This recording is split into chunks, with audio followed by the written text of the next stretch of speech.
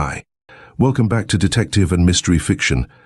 If you enjoy my content, please consider hitting the like button. It's the only way the YouTube algorithm notices me.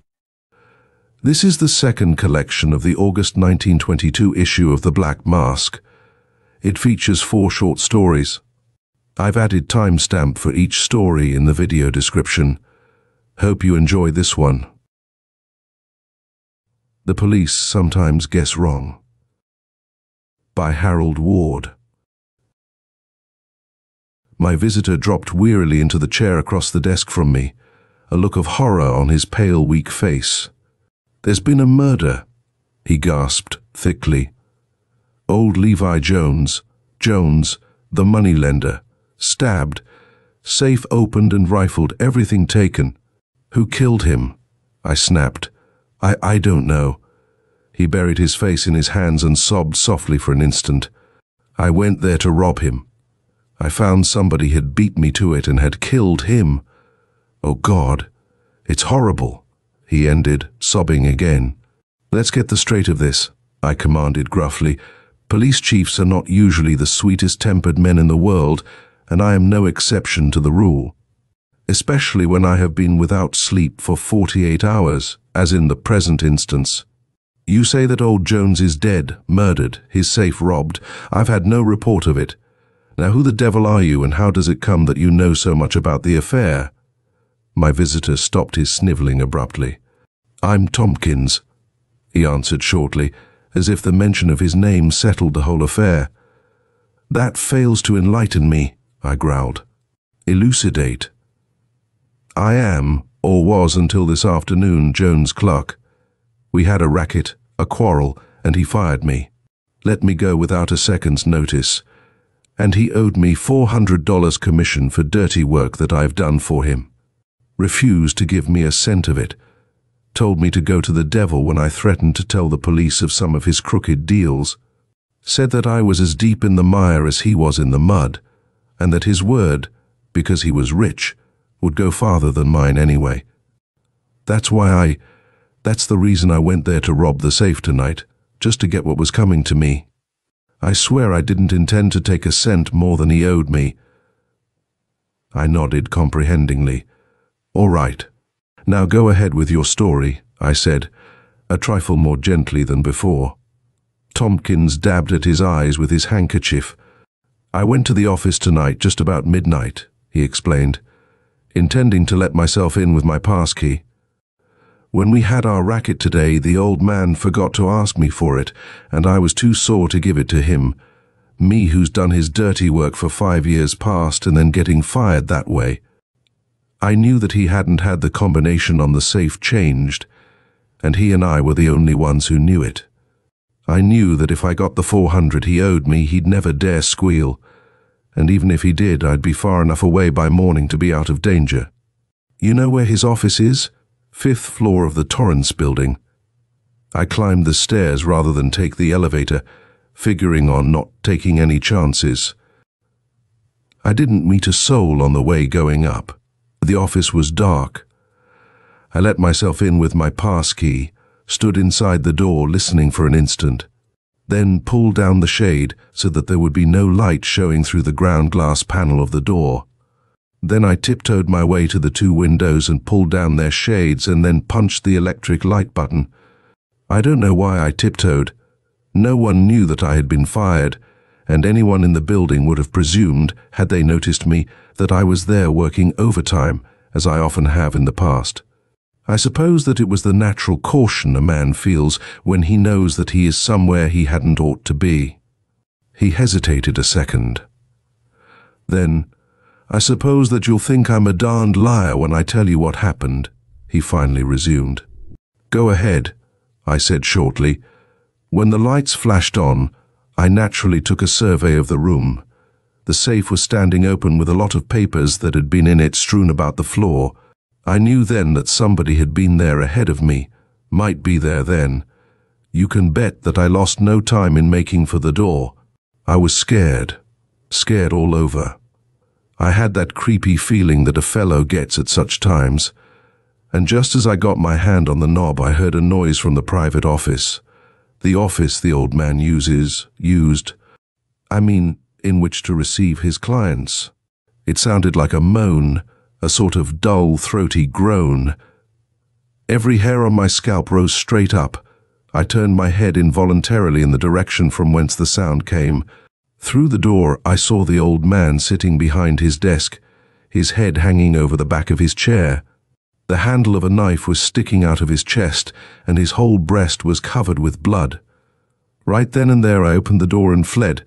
You couldn't have held me in that room with $1 million. Did you see anyone in the corridor as you passed out? I asked. Tompkins looked sheepish. That's one of the reasons I hurried right here, Chief, he answered. One of the fellows who cleans the rooms, janitors I guess you'd call them, was puttering around in the hallway a dozen doors down. I'm pretty certain that he saw me. They all knew me by sight, probably, and I knew that as soon as the murder was discovered, he'd remember seeing me come out and report me. My first idea was to beat it out of town, but I'm short on money, and I knew that you'd get me sooner or later anyway. So I decided to get to you first, make a clean breast of what actually happened, and turn myself over to you for attempted burglary before you got me for murder. How long ago did this happen? I demanded. Tompkins shuddered. Not over 10 minutes, he answered. You know the Torrance building's only 6 blocks away, and I hurried here as fast as my legs would carry me. I jabbed the button which brought more of the detective bureau to my side. Get a couple of your best men and come with me, I told him. Somebody snuffed old Levi Jones's light out. Moore gave a quick glance at Tompkins. The old devil's been flirting with trouble for the past 10 or 15 years, he remarked dryly as he turned to obey my order. Meet you in the hallway, Chief, with Dugan and Miles, in about 2 minutes. Chapter 2. Things in Jones's office were as Tompkins, who was shaking as if with the ague when we entered the room, had described them. In the outer office, the lights were still burning, as he had said he had left them. They disclosed a safe rather larger than the ordinary, the door of which was standing wide open. Drawers had been pulled out and their contents scattered about the floor, giving Dugan, who was a fingerprint expert of more than ordinary ability, his instructions. The remainder of us entered the smaller office. Jones was seated in a high-back, broad-armed, leather-upholstered chair, his right side turned toward the door. His body was slumped backward, his head hanging over the back of the chair in an indescribable, almost grotesque position. His eyes were wide open, staring glassily at us. Never a handsome man, with his long, hooked nose and thin, cadaverous face surmounted by its thatch of unkempt hair. In death he was positively repulsive. From his left breast protruded the handle of a knife.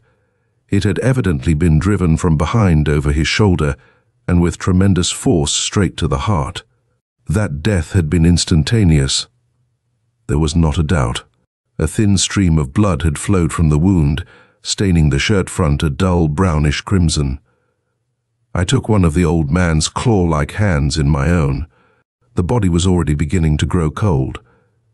I deduced, and Moore and Miles agreed with me, that he had been dead at least an hour. I turned to Tompkins, who had dropped into the nearest chair and was again snivelling to himself. "Have you ever seen that knife before?" I asked, pointing to the weapon in the dead man's breast. Tompkins nodded. "God, yes," he answered. "It was his. Somebody gave it to him once, always kept it on his desk for a paperweight and letter opener. I called Dugan from the other room. Look that knife handle over for prints, I told him. The little detective busied himself with his magnifying glass for a brief time. Then he turned to me with a shrug of his thin shoulders.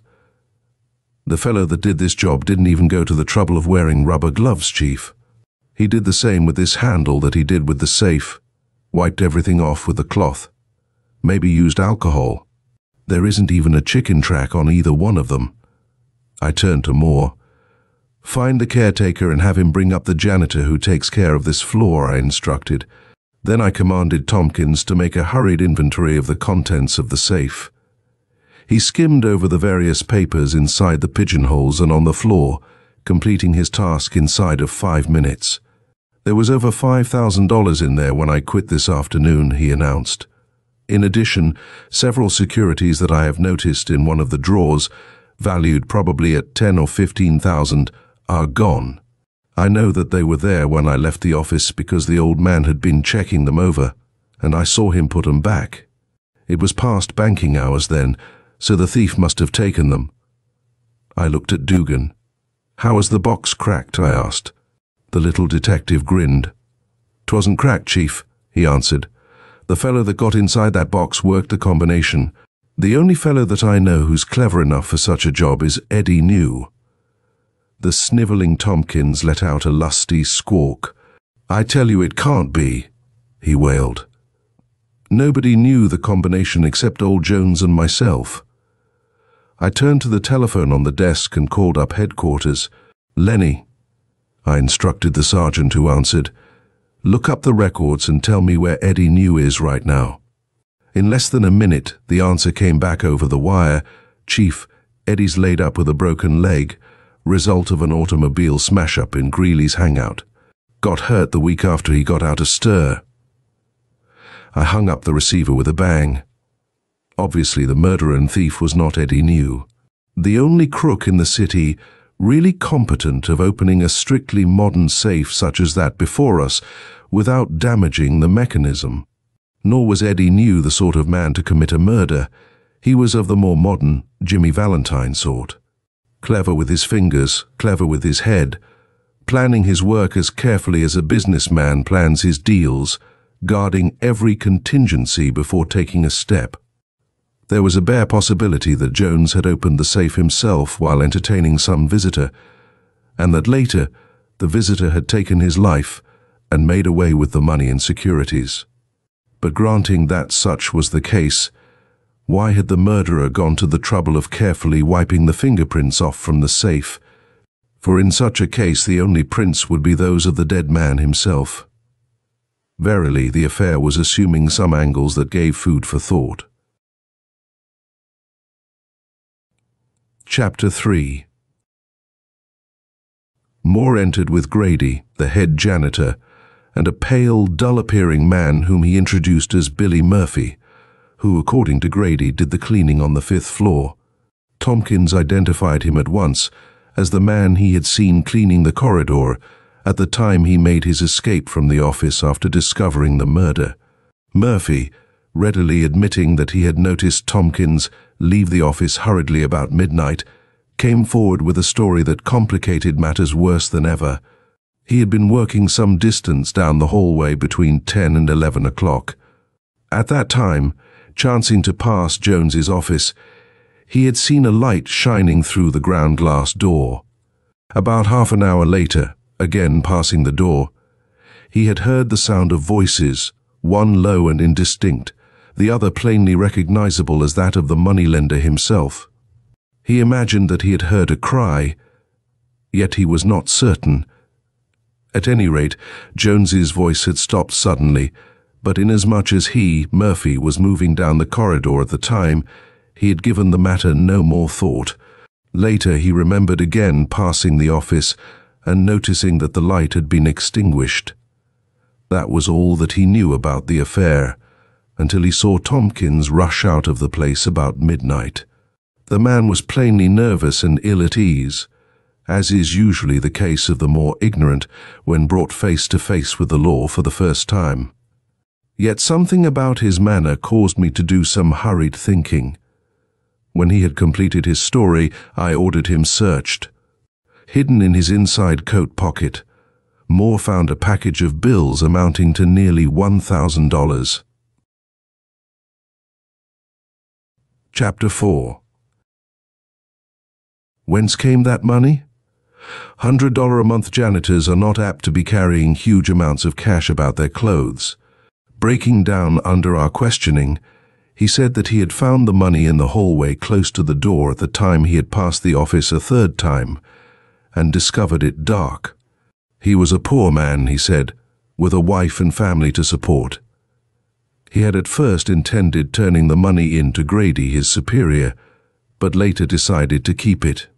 hiding it until the hue and cry which was certain to follow its loss had blown over, when he would bank it a small amount at a time. There was nothing for me to do but hold William Murphy for the murder of Levi Jones. He confessed.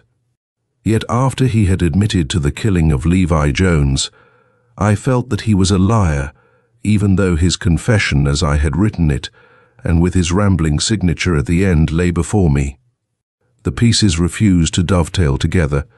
Although policemen refuse to admit that there is such a thing as the third degree, seldom is a confession secured without using some method which would not stand the limelight of publicity. The newspaper boys know it and wink at it. It is necessary, and in some form or another is used the world over. It is part of the price the criminal pays for his war against society. I used the third degree on William Murphy. A glance at his peculiar complexion and the nervous twitching of his facial muscles showed that he was a dope. The presence of a small quantity of cocaine in his pocket substantiated the fact. It was nearly morning when we arrested Murphy. He had been working all night. Naturally, he was tired and sleepy. For the remainder of that day and half of the following night, Moore, Dugan, Miles, and I took turns keeping him awake. We questioned him constantly and from 1,000 angles. He refused to tell a different story than the one he had given us at first, that of finding the money in the hallway. On the table before his weary eyes, we laid a big package of dope. At frequent intervals, we brought into the room other snowbirds. We gave them free rein to the snow. The joyous light that overspread their features as they sniffed the poison was enough to break a stronger will than that of William Murphy. He finally gave up. I read to him the confession as I had reconstructed the crime.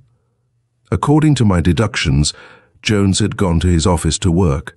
He had opened the safe and was in his private office when Murphy entered to do the cleaning. In front of Jones was a package of bills he was counting. The paper cutter lay before him. Naturally, he thought nothing of seeing Murphy, a man who was in the office daily, busied about his duties. Working up to a point close to the moneylender, Murphy had suddenly leaped forward, seized the old man by the throat with one hand and with the other plunged the knife into his breast. Even if there had been an outcry, no one would have heard it at that time of night and on that deserted floor. Recalling the stories he had heard of the folly of leaving fingerprints, he had hastily wiped off the knife handle and the safe dial with his dustcloth after looting the safe, and hurried back to his work, springing the lock on the door after him. This was the crime as I reconstructed it, and the confession in substance that Murphy signed. He repudiated it next day at the preliminary hearing, upon the advice of his attorney, and I, despite the fact that he had confessed to me, felt that the confession was a falsehood. For there was one weak spot in the whole affair. Tompkins stuck to his assertion that there had been at least $5,000 in cash in the safe and securities amounting to between $10,000 and $15,000. There was every reason to believe that as Jones's clerk, he knew what he was talking about. We had found less than $1,000 on Murphy when we searched him. Granted that I was right and that the confession I had forced from the janitor was the truth, what had become of the remainder of the money? Murphy was not clever enough to hide it and keep it hidden in the face of the terrific grilling we had given him. Nor, on the other hand, was he clever enough to act as the tool for someone else, the payment being the money we had found on his person, and keep from disclosing the fact under the third degree. There was something decidedly rotten in Denmark. I was man enough to admit this fact to Moore and his men during the recess, after Murphy had taken the stand at preliminary hearing, and to admit to them also that if Tompkins confirmed his statement regarding the amount of money when he took the stand, that we would have considerable trouble in getting a conviction when the case came to trial. For the court had appointed to defend the janitor a young attorney of more than ordinary ability, a man who might be expected to do his utmost for his client, on account of the advertising he would receive in case of an acquittal. Chapter 5. Tompkins was the first witness called after recess. He was visibly nervous, yet he retold the story he had told to me, almost word for word. The prosecuting attorney was about to turn him over to the attorney for the defense for cross-examination when, like a bolt out of a clear sky, the truth suddenly came to me. I leaned across the table and whispered to the prosecutor. A startled look flashed across his face, and an instant later he was on his feet, moving for an adjournment. His motion was granted. 5 minutes later, he, Tompkins, Murphy and his attorney, Dugan, Moore, Miles and I, were closeted in the prosecutor's rooms. I turned upon Tompkins. "You cur!" I shouted, shaking my fist under his nose. "You killed Levi Jones yourself, and I, like a fool, almost sent an innocent man to the gallows for your crime." He shrank back, while a gasp of astonishment went up from the others in the room. I, he commenced to stammer, but I stopped him. "Let me tell you just what happened," I went on. "You and old Jones were working in the office during the early part of the evening. Murphy says that he saw a light when he passed the door. You lie when you say that Jones fired you during the afternoon. The truth of the matter is that the altercation took place at the time when Murphy says that he heard angry voices as he again passed the door. You had probably often quarreled before. Therefore, Jones had no suspicion when you passed behind him. You seized the knife and plunged it into his heart. The remainder was easy, for you are a smooth customer, so smooth that you had me hoodwinked all the way through.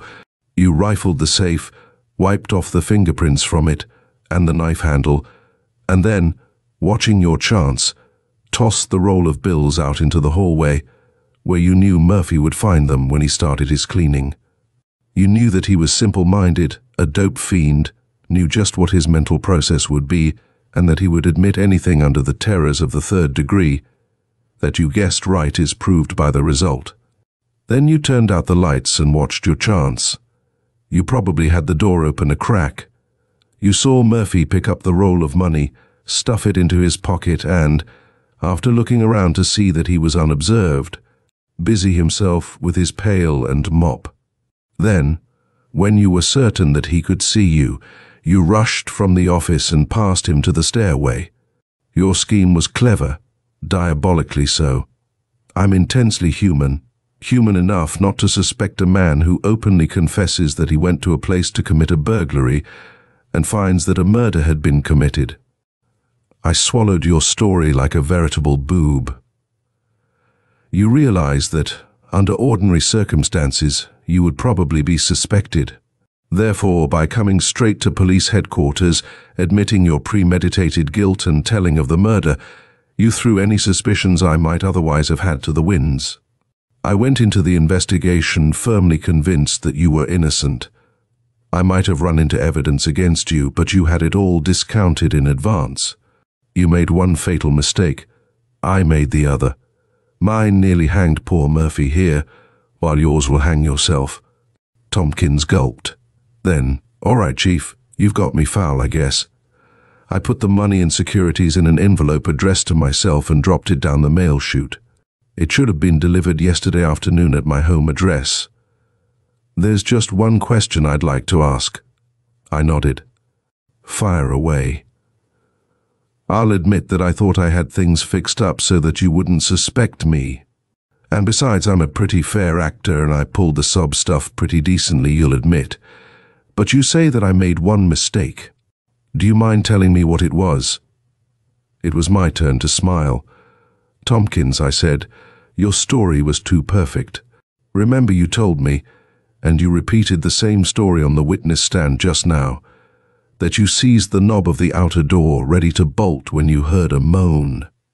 You turned quickly, you claimed, and through the door you saw Jones sitting at his desk, his head hanging over the back of his chair, the handle of a knife sticking out of his chest and his breast covered with blood.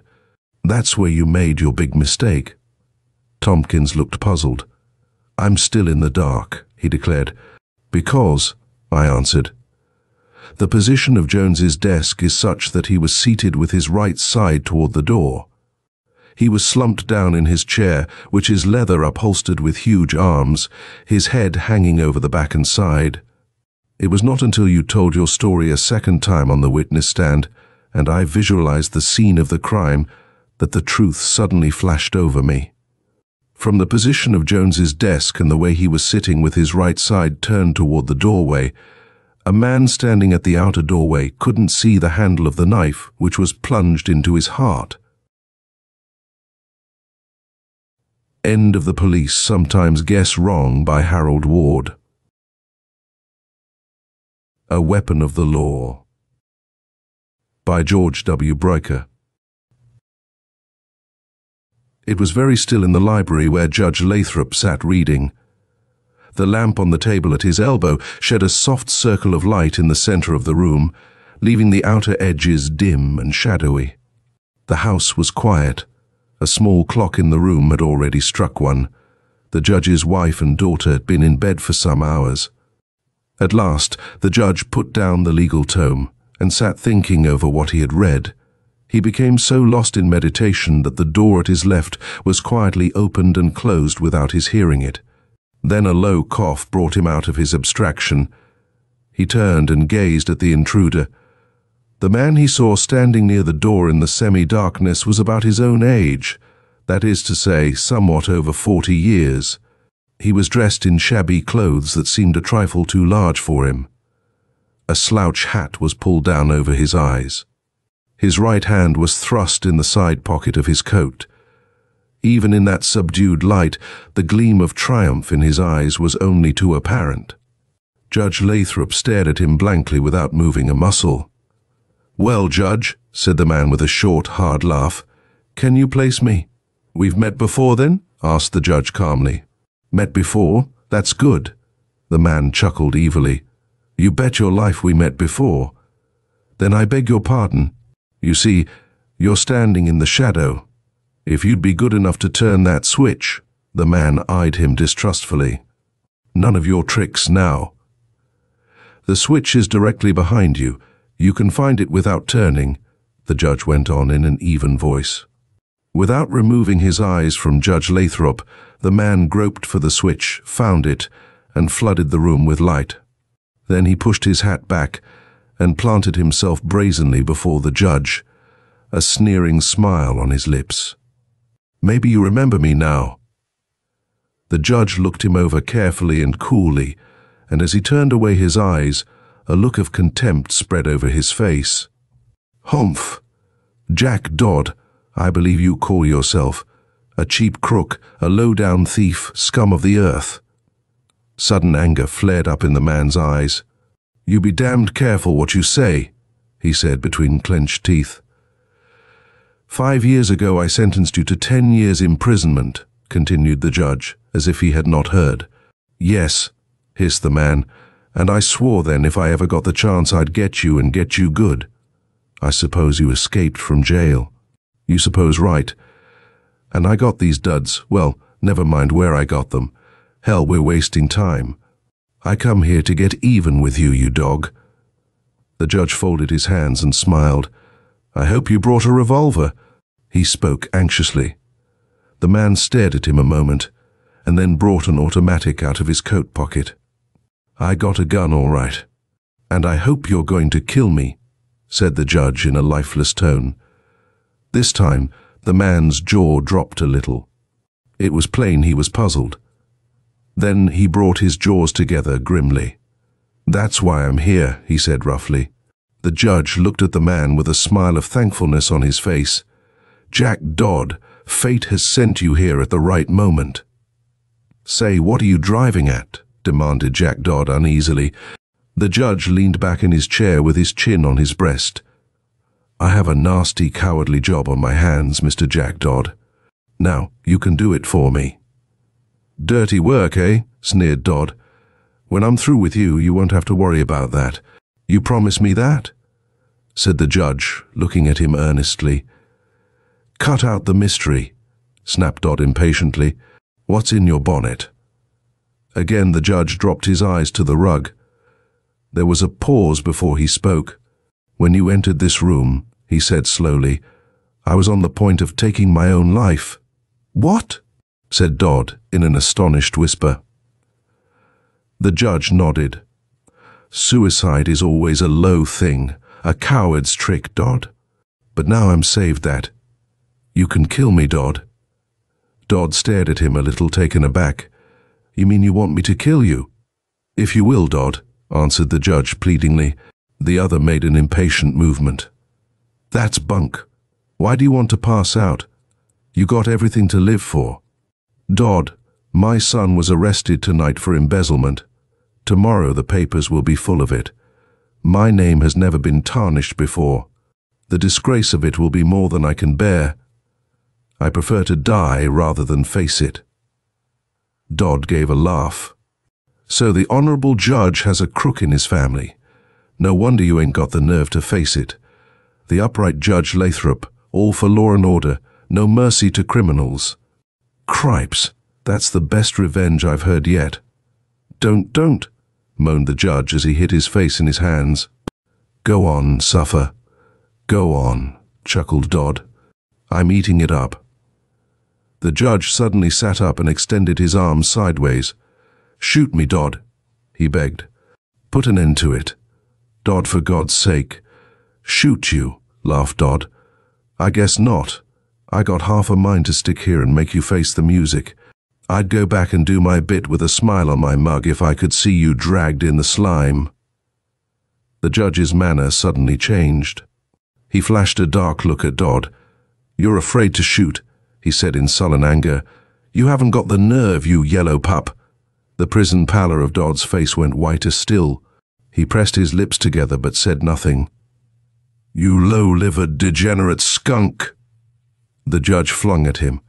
"I wish I had given you 20 years. Dodd's hand tightened on the automatic.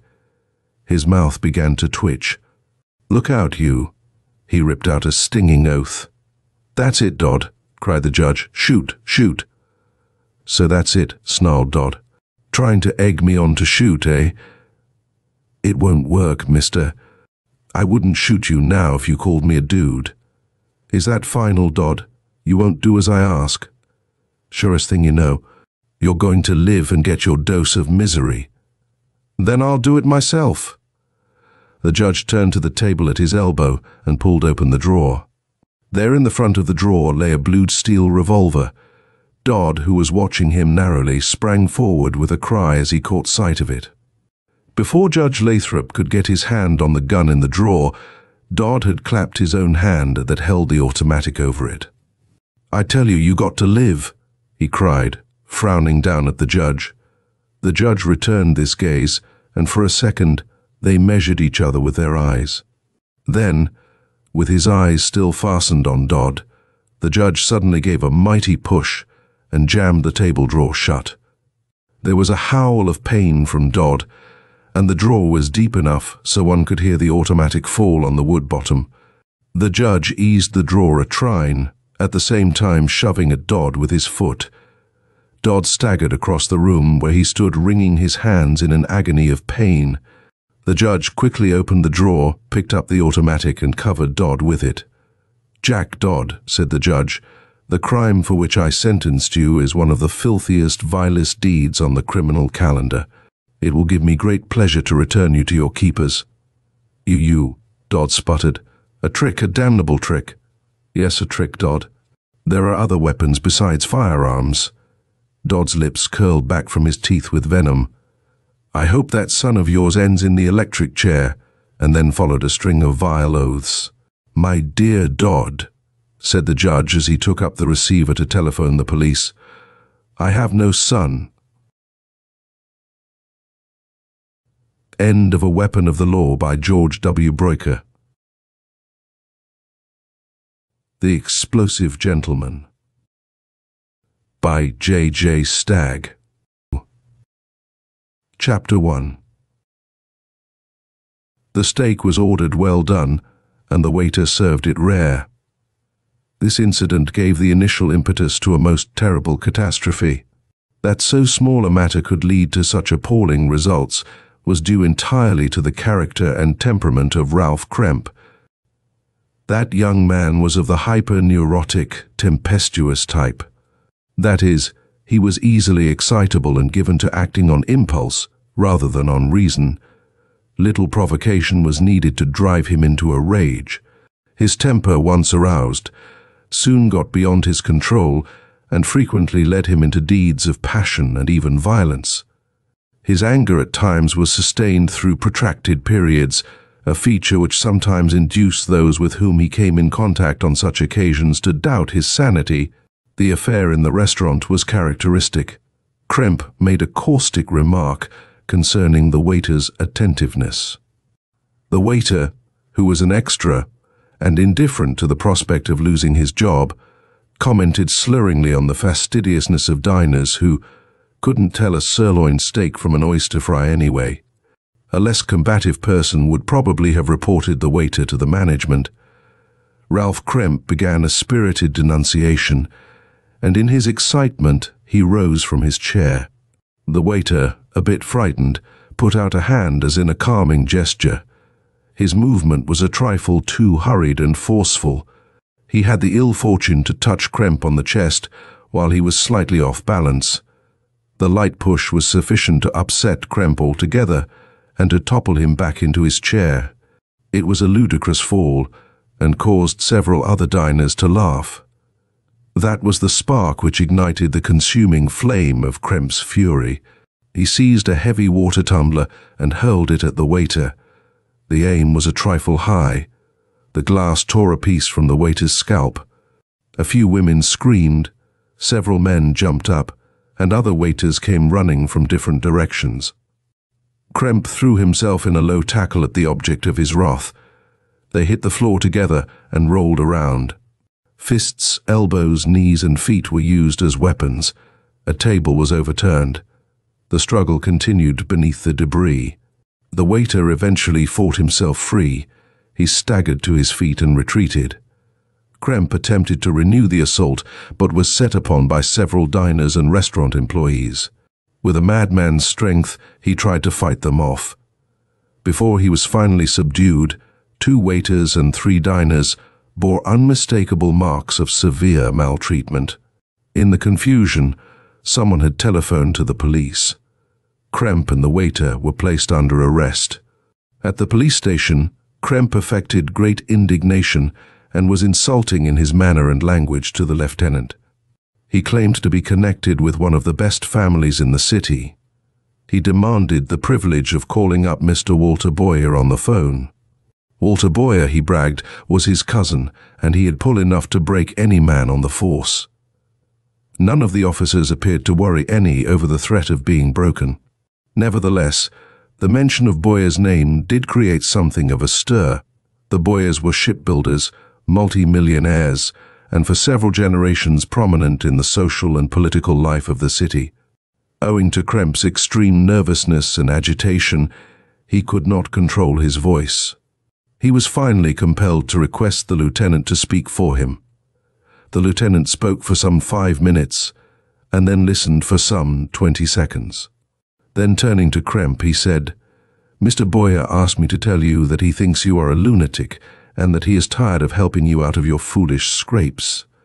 Kremp was found guilty of disorderly conduct and sentenced to 6 months. Thus his exaggerated ego was humiliated beyond forgetting or forgiving. He suffered all the persecutory delusions of a madman. He imagined the Baer family to be the central moving figure in the conspiracy against him. Every day he hated the Baers more, until at length he could think of nothing but revenge. And in his anger and hate he accomplished that which in his saner moments had been beyond him. His entire character seemed to change. Formerly irritable and irascible, he now became patient and forbearing. This change was his first step in his yet indefinite plan for vengeance. Kremp's mother had been the sister of the older Baer. After she died, Baer's sons and Kremp were the only blood relatives. Old Mr. Baer accepted Kremp's postures of repentance as being sincere. After Kremp had behaved himself for 3 months after his release, Baer offered him a clerical position. When Kremp made good at the work, The old gentleman again invited his nephew to his home. It was then that Kremp's criminal plans began to assume a definite outline. He plotted with a madman's cunning and patience. Scheme after scheme was discarded because it was not safe enough or not cruel enough, and several ideas were dismissed because they were not inclusive. It would have given him no satisfaction to hurt one of the boys. His feud was with the family. It came to him at last, what he considered an inspiration. He realized that a set of circumstances could be utilized in a crime of a sweeping, all-destructive nature. With one stroke, he could annihilate the entire Baer family. Besides being emotionally gratifying, it would also be a profitable venture. If the Baer family were destroyed, he, as the only blood relative, would inherit the family fortune of over 20 million. This is the scene which had become impressed on Kremp's mind. The elder Baer was an old-fashioned gentleman and had retained many of the customs and habits of his parents. Among his idiosyncrasies was the one of using candle lights. In the music room, 4 silver candlesticks ornamented the mantelpiece. Red candles, about an inch in diameter, were used. After dinner, the Baers generally spent half an hour in the music room. The electric lights were extinguished, and the elder Mr. Baer lighted the 4 candles. This act was something in the nature of a ceremony. A soft light was thrown on the room, and a quiet, domestic atmosphere was created. How Kremp intended to use this setting for his crime will be clear from the rehearsal of his actions. Chapter 2. Mr. Louis Brophy was a highly respected man in some circles. He was a man of many and variegated accomplishments, all of which were conducive to inconvenience or ill health, and sometimes even worse, to those on whom Mr. Brophy practiced. Mr. Brophy seldom sought acquaintances outside of his own set. Sometimes, however, he was sought. He could supply necessities of a certain kind, and he was not particular whom he served, so long as he was paid well for it. A pickpocket whom he had met in jail had introduced Kremp to Brophy. On his 3rd visit to the room of the thug, the latter passed over a small glass bottle filled with yellowish liquid. Kremp was highly interested in the contents of the bottle and listened attentively to Mr. Brophy's recital of the peculiar properties and characteristics of the contents. "I boiled it down from dynamite," explained Mr. Brophy, "and now you better be careful how you handle it.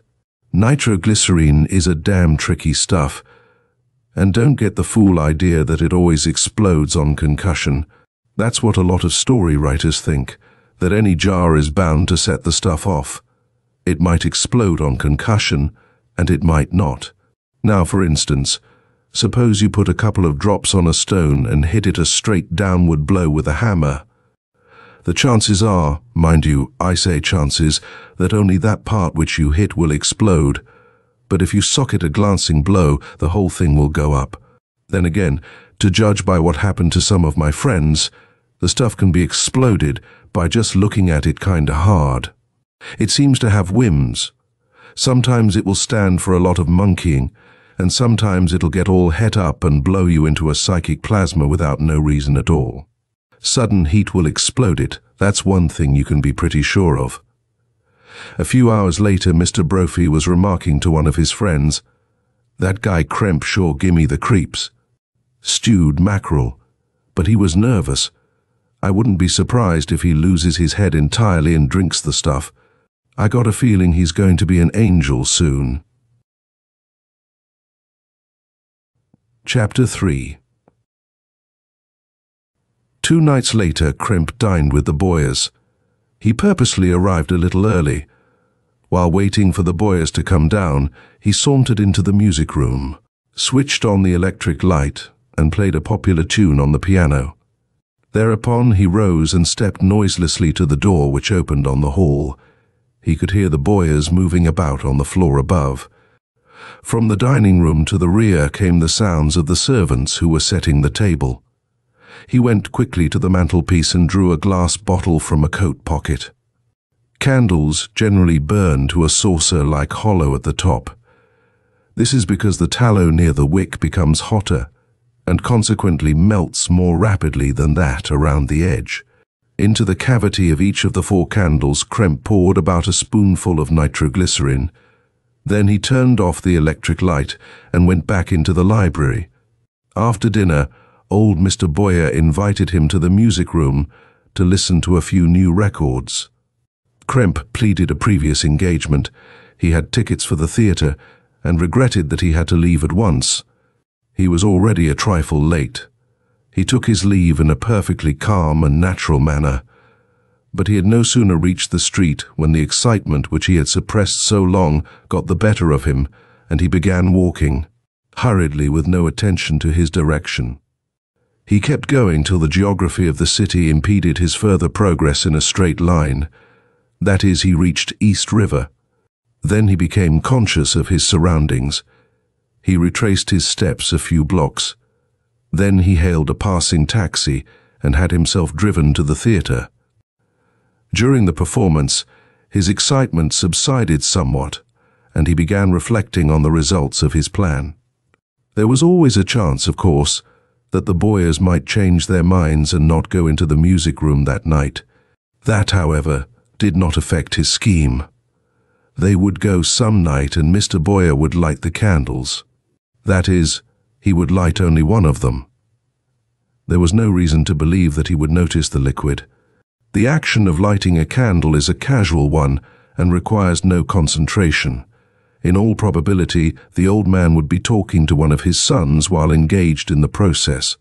Nitroglycerine, Mr. Brophy had told him, is almost certain to explode when sudden heat is applied to it.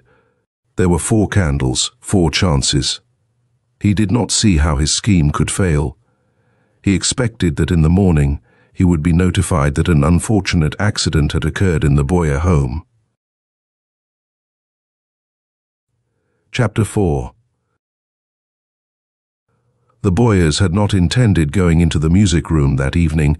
They had offered to entertain Kremp as a social courtesy. After Kremp had gone, the old man went to the library to read. The boys went up into their own rooms. Later, all 3 of them went to a directors' meeting. None of the household went into the music room that night. At about 10 o'clock next morning, Baer's sons had already gone to business. Mrs. Nolan began her house-cleaning duties. Mrs. Nolan, it must be said, was an energetic lady. Her favorite polish was elbow grease. When she worked, she raised a dust and a sweat. The windows of the room in which Mrs. Nolan was carrying on were always thrown wide open, and Mrs. Nolan was fastidious. She cleaned under as well as around the furniture. Outdoors, the temperature that morning was below freezing. Mrs. Nolan generated considerable heat when she worked. As long as she was busy, she was more or less indifferent to temperature. Now Mr. Brophy, in his elucidation of the properties of nitroglycerine, had failed to inform Kremp of one peculiarity. Nitroglycerine freezes at 34.04 degrees Fahrenheit, and when it freezes, it changes to long whitish crystals. Mrs. Nolan kept the windows in the music room open for almost an hour, so the nitroglycerine which Kremp had spilled into the hollows at the top of the candles froze. And Mrs. Nolan, making her final inspection of the room, noticed the whitish crystals at the tops of the 4 candles. With reference to what happened next, we call to your attention the following proverbs. Where ignorance is bliss, 'tis folly to be wise. Death may meet us everywhere, and innocence is no protection. We admit the first 2 of these wise cracks. The last we intend to prove in the easiest way, by citing the exception. The whitish crystals, each one of them potentially able to transform Mrs. Nolan into a sudden, if rather clumsy angel, aroused that lady's curiosity. She picked up one of the candles and poked to the top of it with a hairpin, but the crystals clung rather tenaciously to the tallow, so she finally used her fingernails. Scratch, scratch, scrape. What was it they used to say at the old motordrome down at Coney Island? Oh yes. Come in and see the motorcyclists race neck and neck with death. These fellows had nothing on Mrs. Nolan when it came to taking chances. As Mrs. Nolan dug the crystals off the third candle, a small piece broke off one of them and fell to the floor. And as she stepped to pick up the fourth candle, she placed most of her 220 pounds on the frozen nitroglycerine. My, that crystal could have played a nasty trick on her. She found it a moment later, crushed to powder on the carpet, swept it up, and spilled it with the rest of the crystals into a brass ashtray. Well, anyhow, in that respect, Mr. Brophy was right. Concussion will explode it sometimes. Sometimes it won't. This time it didn't. We also know a proverb to cover the succeeding events. With God, nothing is accidental. Mrs. Nolan decided to carry the stuff out into the kitchen and throw it in the waste pail. For no reason at all, she changed her mind and carried the ashtray with her across the hall and into the reception room. She placed it on the center table and then threw all the windows open. She had just started cleaning when a cry, and then the sound of a body falling, came from the floor above. She rushed into the hall. The old Mr. Boyer lay on the stairway near the landing of the floor above. Mrs. Nolan saw him seize the banister and try to pull himself up, but when he was half erect, he collapsed again. Now Mr. Boyer was ordinarily a mild-mannered gentleman, but under certain conditions he was given to the use of colourful language. He got Mrs. Nolan and the butler and the chambermaid, all of whom had rushed to his assistance, rather excited. It occurred to all three of them, at different times, that in case of accident, it's a good idea to telephone somebody. 3 doctors, Mr. Boyer's office, a hospital, and his lawyer were called up. No one thought of an undertaker or the fire department. Verily, a sprain in the ankle maketh of man an unreasonable wretch. Neither of Mr. Boyer's sons happened to be in the office when the 3 telephone calls brought the news of the old man's injury. They had gone to transact outside business without leaving word of their movements. A secretary finally became alarmed and went out to the clerical department to notify Boyer's nephew, Mr. Kremp. "There's been a terrible accident up at the Boyer home," said the secretary. "The old man has been hurt." "Well, no. I couldn't make out how. They're sure awful excited up at the home. Perhaps you'd better go there. Accident. Terrible. Awful excitement." These were the words which kept ringing in Kremp's ears as he hurried up to the Boyer home. But why had only the old gentleman been hurt? Had he gone into the music room alone? Kremp was admitted by the chambermaid. That young lady was still in the grip of her excitement.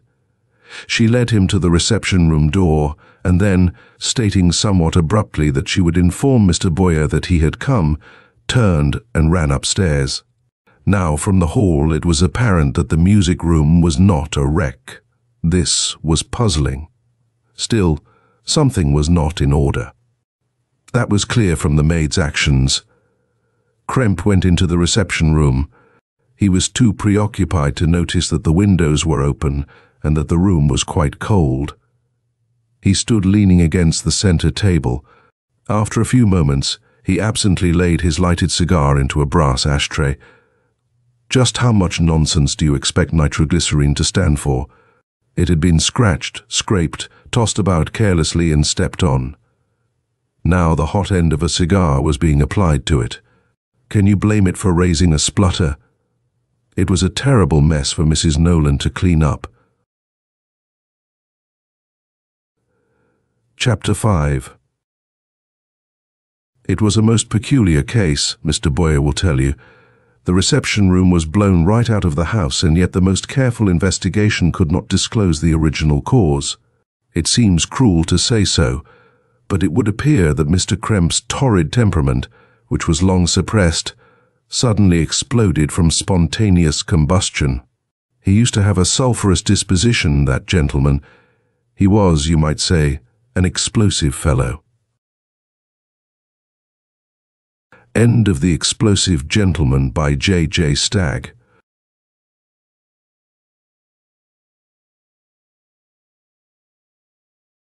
Murder in Haste by Baer. Chapter 1. Of the thousands of dentists in the city, Detective Carr chose to visit Dr. Raymond K. Perry on East 48th Street. A friend had recommended Dr. Perry. That was the only reason for the detective's choice. The doctor was a small, bald, roundish, amiable gentleman with a pleasing personality. Harmless was the word, which immediately occurred to you the first time you saw him. Nevertheless, the detective's eyes contracted rather sharply when he shook hands with the doctor, and a momentary expression of mingled doubt and surprise clouded his face. But he resumed his nonchalance immediately. The detective's teeth were in very bad condition. He had several cavities and a mild case of pyorrhea. The doctor made an examination and took an X-ray photograph. An appointment for 2 days later was made. The intervening day was an extraordinarily busy one for Detective Carr. He spent the time running down the history and official record of the Curven murder case, a crime which had been committed some 10 months previously. The details of this case, with which he renewed his acquaintance, may be summed up briefly as follows. At about 10:30 in the morning, Mr. Curven was found dead in his room with his throat cut from ear to ear. A blood-stained razor was lying beside him. The body was discovered by his housekeeper, who had come to his house to do the cleaning. That it was murder was plain, for there were signs of a furious struggle, nor did the identity of the murderer remain long a mystery. William Lesser, the business partner of Mr. Curven, disappeared, and for apparent reasons. The books of the firm of Curven and Lesser, brokers, appeared at first to be in good order. But an investigation revealed that several transactions involving large amounts had not been recorded. Bonds and securities which had been entrusted to Lesser by the firm's clients never reached the bookkeepers for entry. It was estimated that Lesser had absconded with some $200,000. The direct cause of the murder was not known, but it was assumed that Curven had discovered his partner's treachery, had accused, or perhaps threatened him, and had thus brought on a quarrel. The police, in tracing Lesser's history, discovered that 3 years previous to the crime, he had entered Curven's office as a clerk. He made good so quickly that Mr. Curven took him into partnership. No clue to any fact of Lesser's life before he entered the employ of Mr. Curven could be found.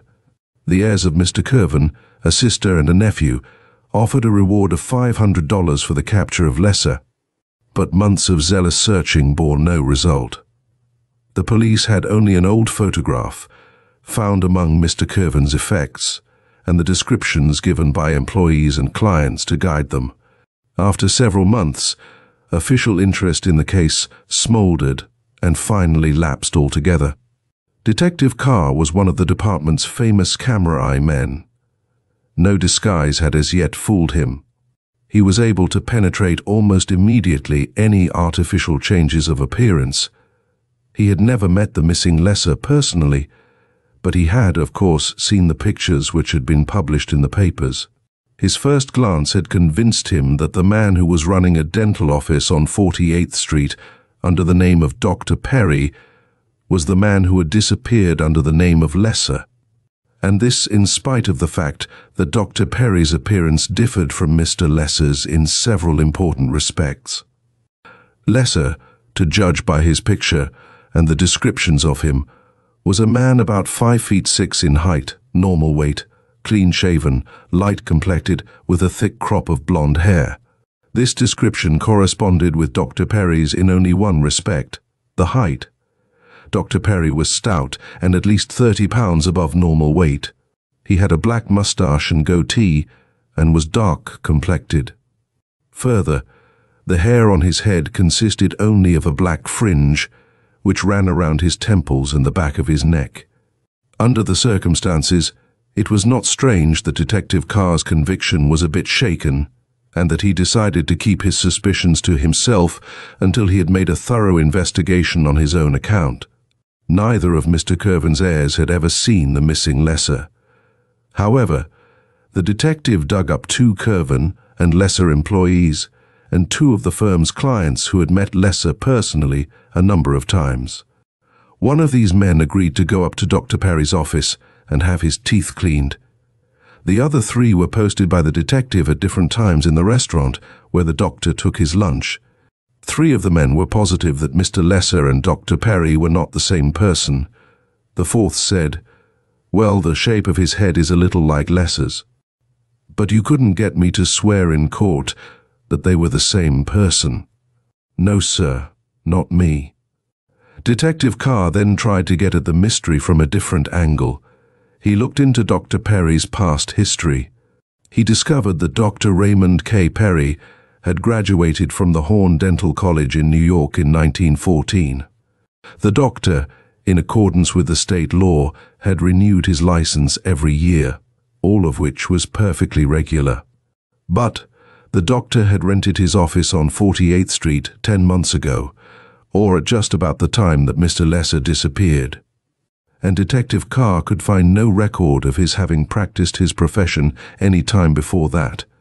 Further, the records in the City Bureau of Taxes disclosed that Dr. Raymond K. Perry owned real estate to the value of $140,000 on East 157th Street, and that the property had been purchased at about the same time the doctor opened his dental office. Dr. Perry lived on Claremont Avenue. No one at his address could shed the faintest light on his past career. He had rented the apartment 10 months ago and had always been prompt in the payment of his rent. He never had visitors. When he rented the apartment, he had remarked that he was living in Yonkers, but desired to live in the city in order to be closer to his office. The detective consulted the city directories and the telephone books for the last 7 years. He examined the membership lists of all the city and state dental societies. He telegraphed the national organization. He visited all the dental supply houses and manufacturers of dental instruments. The investigation yielded the name of Raymond K. Perry but twice, and these Perrys proved to be senior and junior, with an office in Brooklyn. The Raymond K. Perry on 48th Street was not related to them. All this would not have been unusual if there had been evidence that Dr. Perry had lived in another state before opening his office on 48th Street. But the doctor had said he had moved down from Yonkers. That a man practicing the profession of dentistry and worth upward of $140,000 could leave an absolutely recordless existence did not seem probable. And yet the most painstaking search had revealed but one fact in the career of Dr. Perry previous to his opening the 48th Street office. That fact, as has been stated, was his graduation from the dental college in 1914. Detective Carr's weaknesses did not include the lack of persistence. He had great faith in his camera eye quality, and Dr. Perry's past, or seeming absence of a past, only stimulated his activities. The detective began the tiresome task of canvassing those dental offices of New York City, which were large enough to employ additional dentists. Carr spent 8 hours every day for 7 weeks at this work, but finally his quest bore fruit. The payrolls in Dr. Kickbush's office showed that in January 1918, a Dr. Raymond K. Perry had been discharged for drunkenness. Nobody in the Kickbush office recalled the appearance of Dr. Perry. Detective Carr, however, considered it significant that only 1 month later, February 1918, Mr. William Lesser had entered the employ of Mr. Curven. The chain of evidence, though circumstantial, removed all doubt from the detective's mind. Still, although Detective Carr was perfectly convinced of Dr. Perry's guilt, he knew that his evidence was not conclusive enough to persuade a jury. The fact that he could offer no direct identification was the weakness of his case. He felt that he had 2 lines of attack open to him. There was a chance that he could find some person or persons whose memory for faces was good enough to enable them to identify Dr. Perry as Mr. Lesser. His other hope lay in a direct attack upon the doctor himself. This attack, of course, would have to be subtle. The doctor would have to be squeezed, prodded, and annoyed by a series of seemingly innocuous questions and insinuations into betraying himself by some word or act. The work on the detective's teeth was to be finished in 3 weeks. There were to be 2 appointments, each of an hour's duration, every week. Detective Carr was to have 6 hours more of personal contact with the suspect. Chapter 2. Detective Carr was keeping his last appointment with Dr. Perry. The doctor was putting a root canal filling into the first molar on the upper left-hand side. The nerve, or dental pulp, had been removed, and it remained only to seal the cavity with gutta percha and insert the amalgam filling. The detective was seated comfortably in the dentist's chair. Dr. Perry was standing nearby preparing his instruments. "Not at all, doctor," said Carr in answer to a question by the dentist. "Detective work is not nearly as exciting as it is commonly supposed to be. It's mostly dull, routine labor. Of course, there are exceptions. I was working on a case not so long ago, quite an ordinary affair. A murder had been committed, and the suspect had disappeared. My job was simply to tramp the streets and keep my eyes open. Hard work, doctor, and not exactly exciting. I met the fellow by accident and arrested him, but when at headquarters the man removed his hat, I received the shock of my life. The prisoner was almost completely bald, and yet it had been definitely proved that 5 days previous, when the crime had been committed, he had a crop of long, thick, brown hair. But this circumstance, which at first seemed to ruin our case, the prisoner of course denied he was the wanted man, eventually proved his undoing. Men don't usually lose a thick crop of hair in 5 days. We were sure of that. We consequently deduced that the prisoner had made himself bald by some artificial method. Rather unique, eh? You frequently hear of men disguising themselves by putting on wigs, but they seldom effect a disguise by pulling out their natural hair. Well, while the entire department was trying to puzzle out a way of proving that the suspect had removed his own hair, nature herself solved the mystery for us. The man was held in jail without bail. After 3 weeks, the entire top of his head blossomed out like grass in the spring. That clinched it, of course. He confessed that he had first cut his hair short and then removed the hairs with an electric needle. This process required a couple of days, but his trick would have worked if he could have applied the needle again on his hair as soon as it grew. The doctor, keeping his back turned to the detective, replied, "A unique case, Mr. Carr. You might call it a bald murder." The detective laughed. Then, after a pause, "We were talking last time of the murder of Mr. Curven. Have you changed your mind and accepted my theory that the missing Mr. Lesser in all probability remained in the city and made the bold stroke of adopting some mode of life which brings him into contact with many persons daily?" The doctor stiffened perceptibly. "An ingenious theory, Mr. Carr.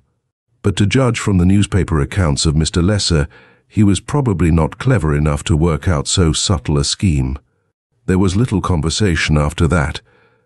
Dr. Perry worked in almost complete silence on the tooth until the task was completed.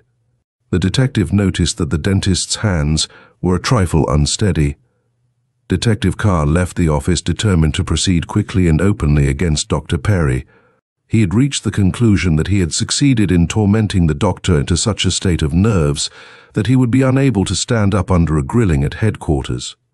It was Carr's intention to consult the district attorney about the advisability of obtaining a warrant for Dr. Perry's arrest. While Carr was on his way to the district attorney's office, both of his shoelaces became loosened. He bent over to tie them. He held his head down for several minutes. Then, just as Detective Carr entered the district attorney's office, a strange phenomenon occurred. The detective was suddenly seized with a convulsion. He fell to the floor and his body became rigid. A doctor was immediately summoned, but although Carr lived for almost an hour and a half, he could not be brought to consciousness. The symptoms, the rigid muscles, the stiffness at the back of the neck, the asphyxia, the wide-open and fixed eyes, the risus sardonicus, drawn-aside mouth, convinced the doctor that Detective Carr had been poisoned with strychnine. The post-mortem investigation, however, only added another element of mystery to the tragedy. A chemical analysis of the stomach contents showed positively that no strychnine was present. If the doctor's diagnosis proved to be correct, it followed that strychnine must have been injected by a hypodermic syringe. But no needle was found on the dead man. It was also not clear why Carr, assuming it was suicide, had gone about it in this queer fashion. Symptoms of strychnine poisoning usually appear within 20 minutes or less after the poison is taken. Where had Detective Carr been before he came to the attorney's office? Before the mystery could be solved, that question had to be answered. Chapter 3. Dr. Raymond K. Perry experienced a queer feeling even during the first visit of Detective Carr. He had the premonition that the detective had penetrated his disguise. When, a few days later, the dentist was visited by a former client of Lesser and Curven, who came ostensibly to have his teeth cleaned, Perry's fears increased. A short time after, 3 of the former clients of Lesser and Curven were in the restaurant in which the detective took his lunch. Dr. Perry was then certain. Detective Carr had identified him as the missing William Lesser. Dr. Perry knew that his arrest was imminent. Had any doubts remained, the actions of the detective himself would have cleared them away. The detective began referring casually to the Curven case. He somehow managed to bring up this matter during every consultation, and he spoke of artificially induced baldness as an effective means of disguise. The doctor was aware that in the beginning the detective was a trifle uncertain, but with each visit, the uncertainty gradually resolved itself into conviction. Dr. Perry was in a continuous state of suspense. It became obvious finally that the detective would arrest him. The dentist knew that an arrest would be his ruin. He would be unable to account for any of his actions previous to the last 10 months. And if they held him in jail without bail, as is customary in murder indictments, his hair would start growing and that would expose him. The dentist, of course, could have fled, but that would be equivalent to a confession of guilt. He would invite a manhunt. Also, he would have to sacrifice all the money he had gained by the murder of Curven. This money was tied up in real estate. If he attempted to make a sale, he would be merely inviting immediate arrest. There seemed to be but one other alternative. From the fact that he was never shadowed, the dentist reasoned that Detective Carr had not mentioned his suspicions to any other police officials. There was every indication that only Detective Carr was privy to the secret. If, therefore, a way could be found to dispose of Detective Carr, the status quo would be maintained, and Dr. Perry could keep living in comfort the rest of his life. As the dentist figured it, nothing could be lost by a second murder. They can't do more than electrocute a man. The murder certainly seemed to be an absolute necessity. During the detective's last visit, the dentist made him an amalgam filling for the first molar on the upper left-hand side. The dental pulp or nerve had been killed with arsenic and removed previously. It remained only to put in the gutta percha point, seal it with liquid gutta percha, and close the top of the cavity with amalgam. But the dentist did not use gutta percha. Instead, he inserted a paste made of strychnine and rammed it into the root canal. Strychnine acts rather rapidly, especially when it may be absorbed easily into the blood. The dentist was consequently in somewhat of a hurry when he put in the amalgam. He was a trifle nervous, and anxious, cold-blooded murderers exist for the most part only in fiction. He managed, however, to get the detective out of the office alive, and when that was accomplished, most of his worries were over. For there seemed to be not the slightest chance that the murder could be proved against him. There would indeed be no way of proving that it was murder, and not even the most careful autopsy would be likely to probe into the cavities of Detective Carr's teeth. The X-ray pictures which Dr. Perry had taken of Detective Carr's mouth showed that the apex of the root of the molar in question extended into the antrum, which is a pocket extending from the nasal cavity into the bone. This is not at all an unusual condition. Dr. Perry knew that the strychnine would be absorbed into the blood by way of the antrum. Death would then be a matter of minutes. Under normal conditions, it would take several hours for the action to start. By then, the detective would no longer be near the dental office, and the chances were that even if he lived long enough to give information, he would not associate the tooth filling with the poison. The next morning's papers, perhaps, would have the news of the detective's death. It looked safe, absolutely safe. Chapter 4. As Dr. Perry expected, the next morning's papers contained the news of Detective Carr's strange death, and according to the accounts, headquarters was at a loss to explain the mystery. It was difficult to reconcile the known facts with either a murder or a suicide theory. The doctor smiled as he read the reports. They were very satisfying to him. He had been in his office about an hour when 3 men, who introduced themselves as Detective Sergeant Elm, Detective Moshe, and Medical Examiner Richards, called on him. "From one of Detective Carr's friends, we learned that you have been treating Carr's teeth," said Detective Sergeant Elm. "Was Carr in here yesterday for an appointment?" Dr. Perry, afraid that a trap was being laid for him and that he would betray himself by lying, was slow to reply. "Why, I'm not sure, that is. He may have been. I'll have to consult my records." "Never mind. The point is you have been treating Detective Carr. And in that case, it is extremely unlikely that Carr was receiving treatment from another dentist also." Then after a pause, "Do you know that Detective Carr died yesterday from strychnine poisoning?" "No." "Well, I did read something in the papers." "It was very mystifying at first," interrupted Detective Sergeant Elm. "A most careful chemical analysis discovered no strychnine in the stomach. However, we found the strychnine. Does that interest you?" The dentist flushed. "It evidently does," said Elm. "You're a mighty clever man, Dr. Perry. However, you overlook the fact that strychnine poisoning causes convulsions. You made a mighty sloppy job of filling Carr's upper molar. Murder in haste and repent at leisure. That will be a good proverb for you to remember." During Carr's fit of convulsions, the amalgam filling was jarred loose and fell out of his mouth. Detective Moshe found it this morning under the desk in the district attorney's office.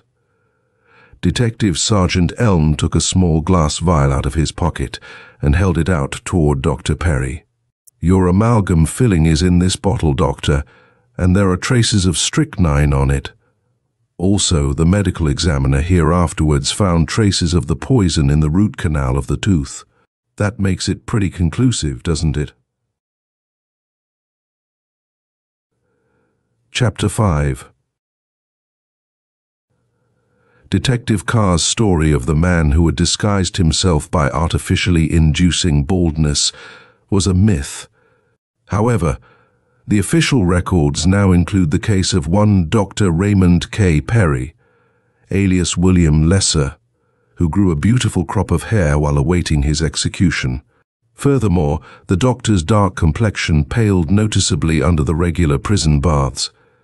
As for his stoutness, he had been one of those not altogether uncommon men who can put on or take off an appreciable amount of weight by change of diet. It was thus that Perry, after murdering Mr. Curven, had been able to effect a great change in his appearance within a week. He had then made the bold stroke of opening a dental office and practicing the profession right under the eyes of the police. Perry, it must be explained, was actually a dentist. After graduating from a dental college, he failed to make good with Dr. Keekbush and was discharged. He then applied for a position as clerk in the office of Mr. Curven, and assumed the name of Lesser because he intended to re-enter the dental profession again, and did not want it to be known that he was an ex-clerk. Detective Carr, it transpired, had not mentioned his suspicions concerning Dr. Perry at headquarters. But after the doctor had been convicted for murdering the detective, he confessed his former crime. End of Murder in Haste by Baer.